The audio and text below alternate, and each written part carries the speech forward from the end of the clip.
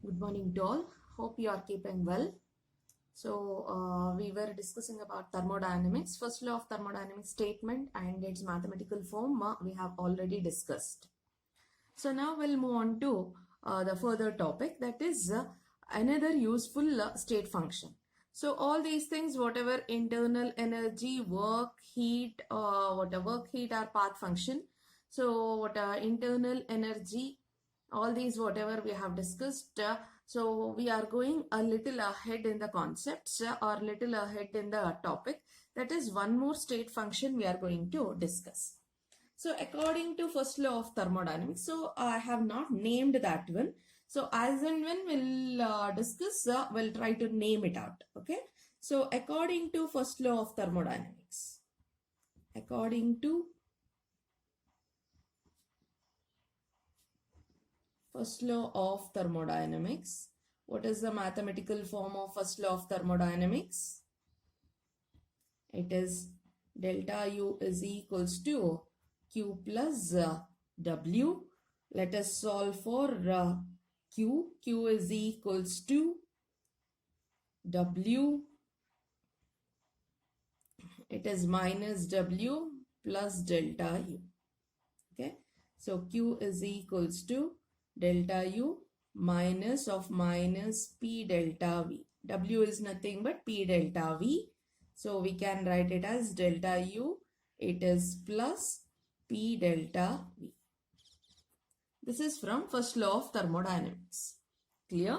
Now, so now what we are doing is we are considering two different cases. That is nothing but two different conditions. So what are those conditions? We call that first condition as case 1. So this is the process. The process is taking place at constant volume. So if the process is carried out, if the process is carried out at constant volume. If the process is carried out at constant volume, then what will be the condition, or what will be how this one is going to change? So let us consider this is our equation 1. How equation 1 will be changing? So if the process is carried out at constant volume, that is constant volume is nothing but delta V is equals to 0. So equation 1, how it changes? Equation 1 becomes this delta V is 0, nothing but P delta V is 0. So Q is equals to delta U plus 0. We can write it as delta U. So we know we are writing it subscript. That subscript indicates that, so this is the constant term. Heat at constant volume. So we can conclude that what is delta U? Delta U is internal energy change or change in internal energy. Change in internal energy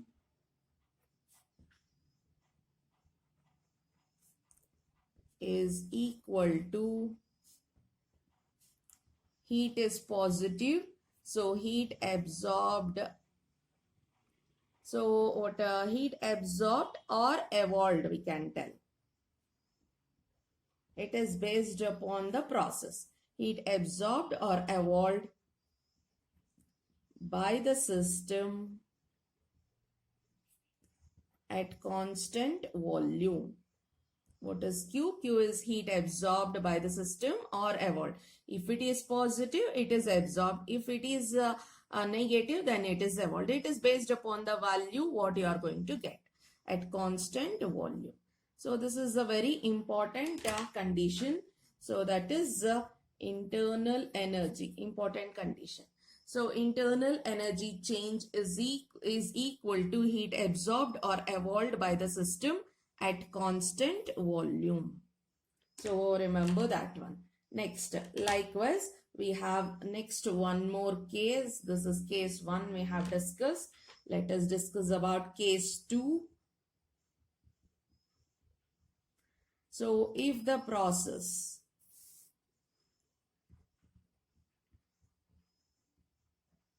if the process is carried out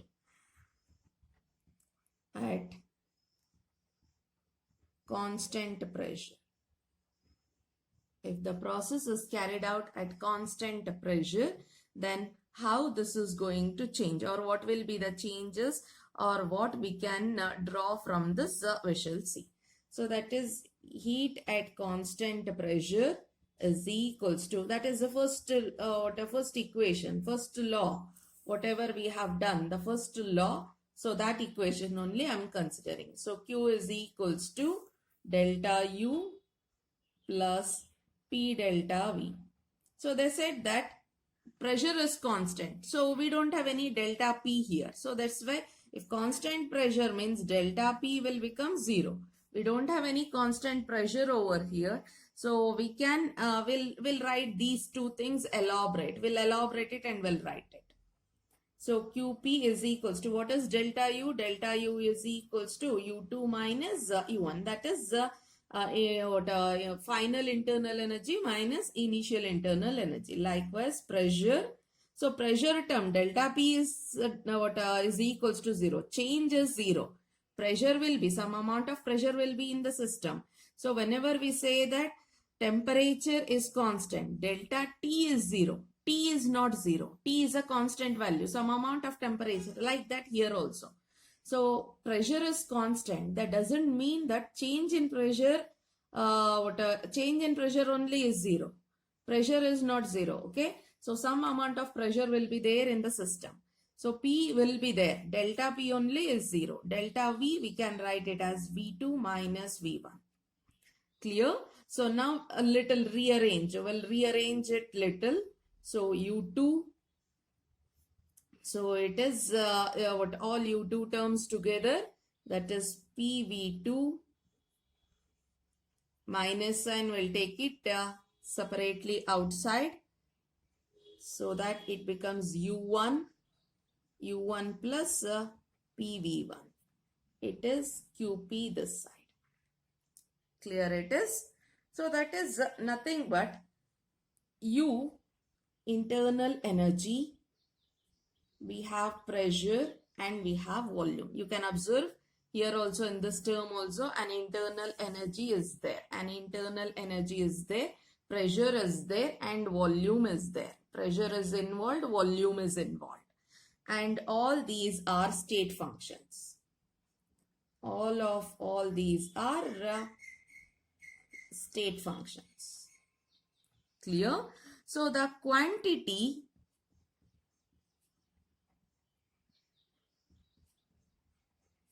U plus PV, all these are state functions. The quantity U plus PV if you check, U plus PV if you check, so it will be giving rise to an new new state function. The quantity U plus PV is an new useful state function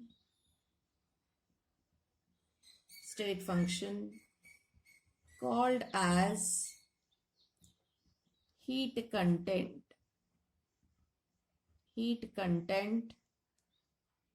or enthalpy. We are going to name that new state function as enthalpy of the system. Heat content of the system or enthalpy of the system. And it is represented by, we'll write that one also. And it is represented by H.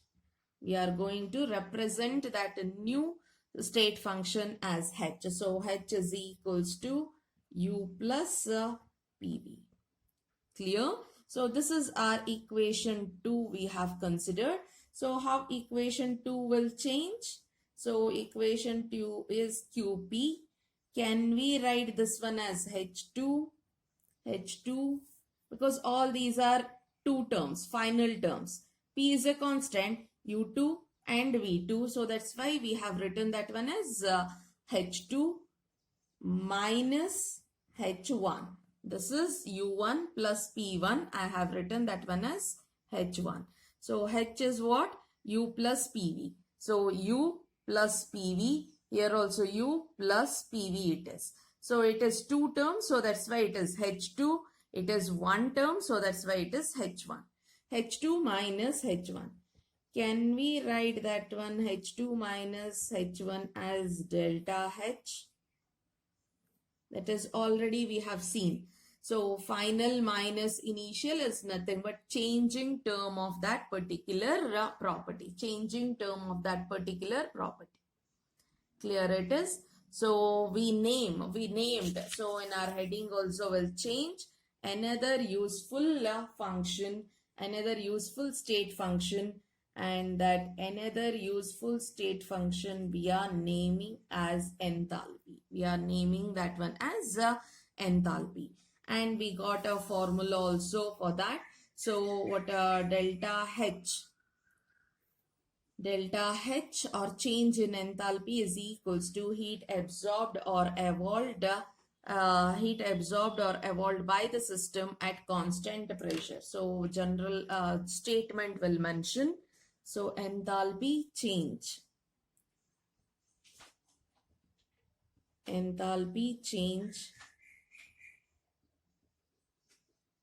of a system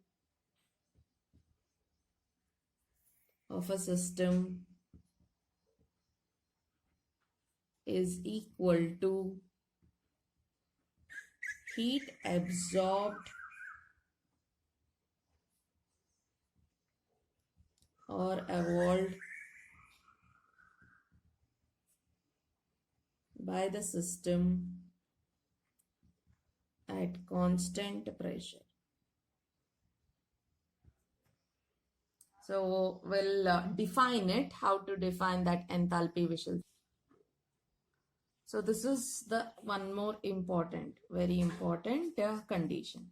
That is enthalpy change is equals to heat at constant pressure. So how to define this enthalpy? Enthalpy can be defined as. So we can define the enthalpy as, so enthalpy change of a system. Let me write that definition.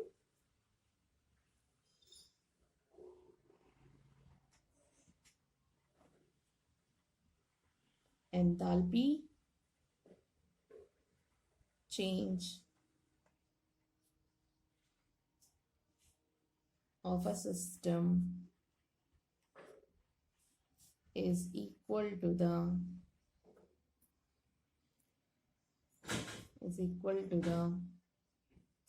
heat content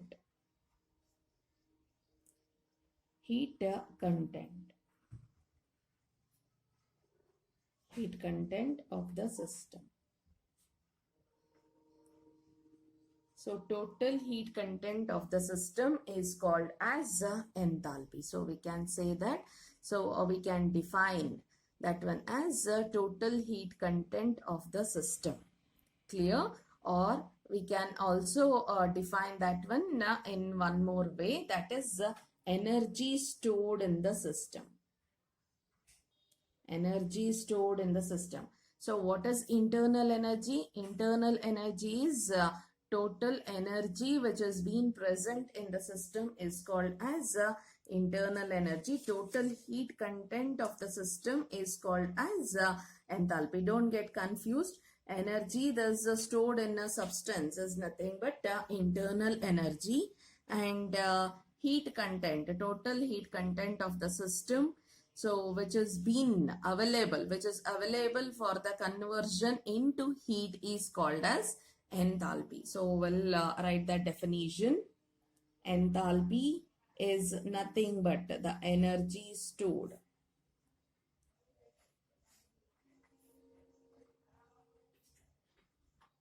Energy stored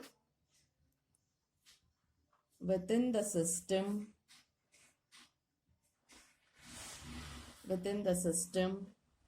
or the substance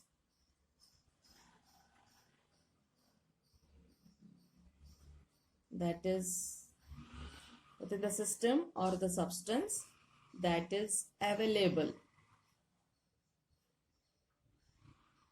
available for conversion of heat. For conversion into heat. Into heat is called enthalpy. So the total energy, whatever the total energy a substance is possessing, that is called as internal energy.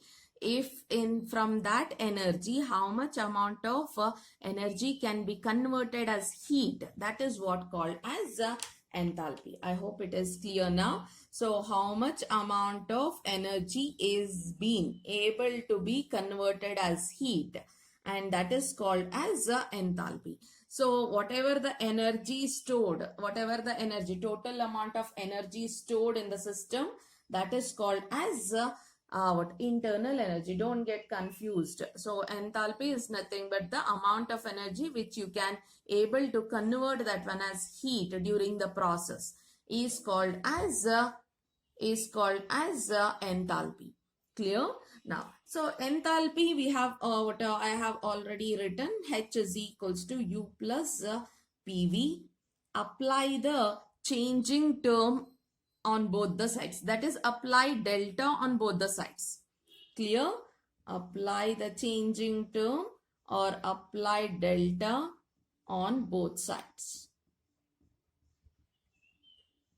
So then it becomes delta H is equals to delta U plus pressure we have taken constant. So I hope you remember. So the case 2 is regarding constant pressure. So you can't apply delta because delta P becomes 0 here. So the pressure is constant. So you can't apply delta term for P. So P remains as it is and it is delta V only. So delta H is equals to delta U plus P delta V. So delta H is equals to delta U plus P delta V. Clear it is? So we can write. So few things we need to conclude now. So few things we need to conclude. So we shall conclude that one. So that is let us write that one as note. Important points it is.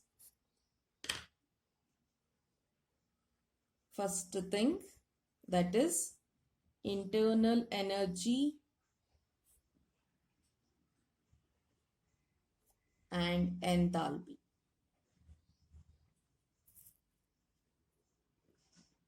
Are state functions.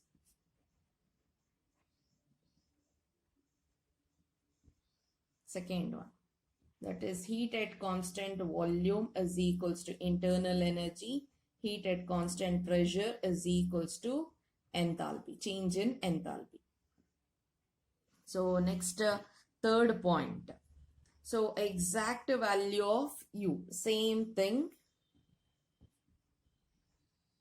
Exact value of U and H can't be determined. It is because we are only bothered about how they are changing. We are only bothered about the change.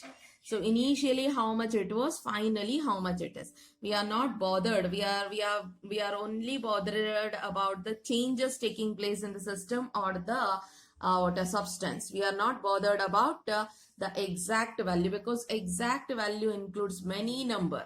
We have seen internal energy, exact value includes many number of energy. It is a sum of many different types of energy. So that's why we are not bothered about that one.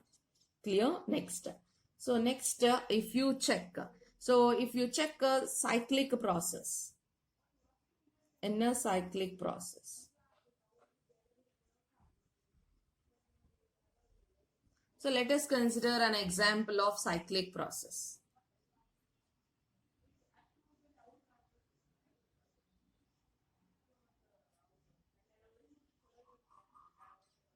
Cyclic process. Okay. So this is A to B, B to C, C to D, and D again it is coming towards A itself. Let us consider the conditions, pressure volume values at A is P1, V1, T1. Okay. Then at B, pressure is changing as P2, V2 and T2. At C, once again, it is changing as P3, V3 and T3. So D, once again, it is changing as P4, V4 and T4. What is happening now? So from P4, V4, T4, once again, it is changing to P1, V1 and T1 itself. That is initially and final. Path we don't require because all these are state functions only. So at initial state it was P1, V1, T1. Finally also it is P1, V1, T1 because it is merging. The points are merged and we are getting the initially also this state only and final state is also the values are same. So that shows that temperature is not changed. If temperature is not changed, then temperature is remaining T1 itself. Then, so whatever delta U is there, it is not changed because we have already studied. So delta U is dependent on temperature. If temperature is not at all changed, heat is not at all changed, work is not done.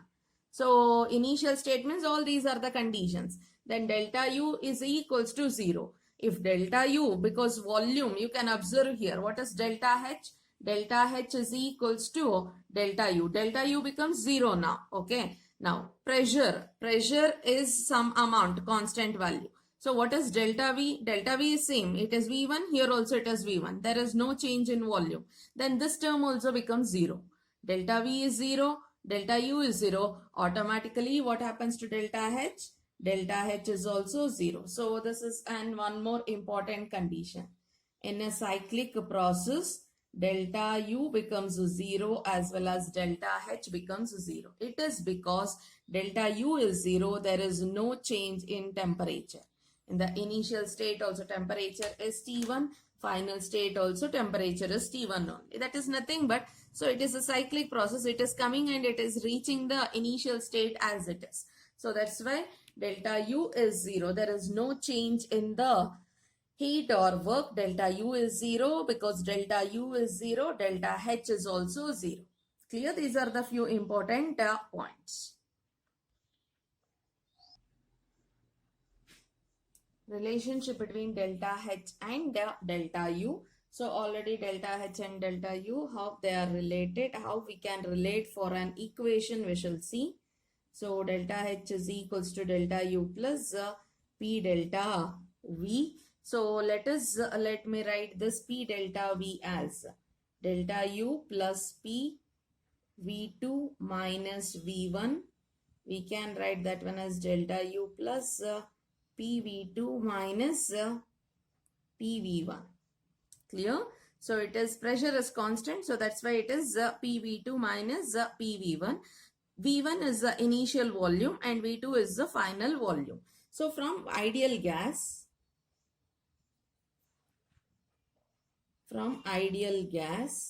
what is the ideal gas equation? PV is equals to nRT. So can we change, because we are taking for ideal gas, so number of moles of gas I am writing. So number of moles of gas I am writing. So it is P, pressure is constant, volume, initial volume is V1. So gas, so I am writing that one as N1. So let me write it. It is N1 of N1, which is in gaseous state, R into T. R and T I am not changing because R is the universal gas constant and T is constant. We know that the process is isothermal. The process we are doing is isothermal. So temperature is constant. Temperature is not at all changing. Likewise, so final volume we can write PV2 is equals to N2 of gas R into T. Clear? So it is N1 of gas RT of PV2 is equals to N2 of gas R into T. So we are going to substitute these things. Let us consider this is the equation 3. We are substituting this one. Substitute in equation 3. So that is delta H is equals to delta U plus PV2 is this one, that is N2 of gas R into T minus N1 of gas R into T. Clear? So that can be written as delta H is equals to delta U plus N2, it is RT. You can write it as a constant. You can take it as common. So it is N2G minus N1G. RT is constant there. Clear? So now we can write that one as delta U plus RT delta NG. Why this G? G because it is gaseous only. So any reactions, because it is applicable to ideal gas. So any reaction in that, so only for gaseous reactants and gaseous products only it is applicable. Clear? So that is delta H. So we'll mark down, that is an very important formula for both for board as well as competitive. So board now it is not, but for competitive it is a very important formula, and for CET at least it is very, very important. So delta H is equals to delta U plus delta NG RT. By using this equation, we are going to deduce the relationship between delta H and delta U. Clear? So now, so what is this delta NG? So actually for a reaction, for a chemical reaction,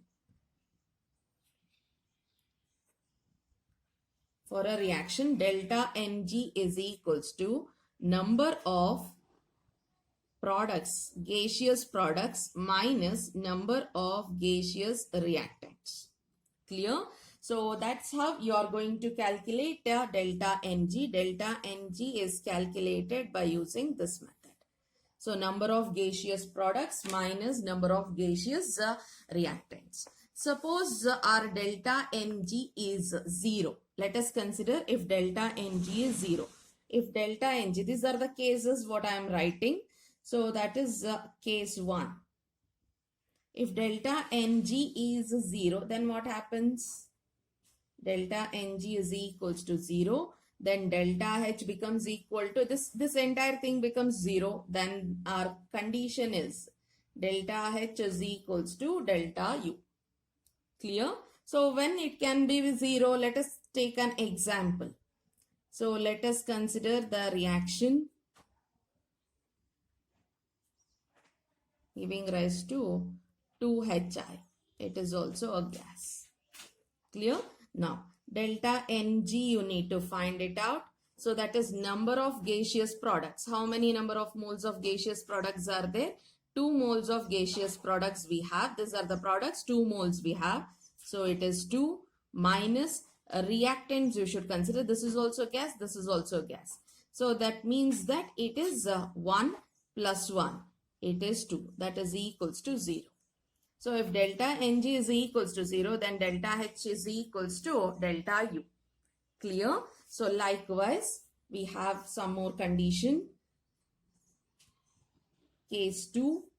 Suppose if delta Ng is negative. If delta Ng is negative, then what happens? If it is negative, then it becomes delta H is equals to delta U minus RT delta Ng RT. Clear it is? So delta H is equals to delta U minus RT delta Ng. This is like this. Then condition becomes delta H less than delta U. Clear? If delta Ng is negative, then delta H less than delta U. Likewise, case 3, that is delta Ng value is a positive value. then what happens? Delta H is equals to delta U plus RT delta mg. That is positive value. Then we can say that delta H is greater than delta U. Delta H is greater than delta U. So based upon delta mg value, you can write the relationship between delta H and delta U. Clear? This is a very important conditions for competitive as well as theory. Very important formulas. All these are very important conditions. So the same thing can be also written as delta H can be written as, we can write one more formula out of this one. What is delta H? Heat at constant pressure is equals to heat at constant volume plus RT delta Ng RT. So wherever you have delta H, you can replace that one by delta. Delta H can be replaced by heat at constant pressure, that is QP, and heat at constant volume, QV.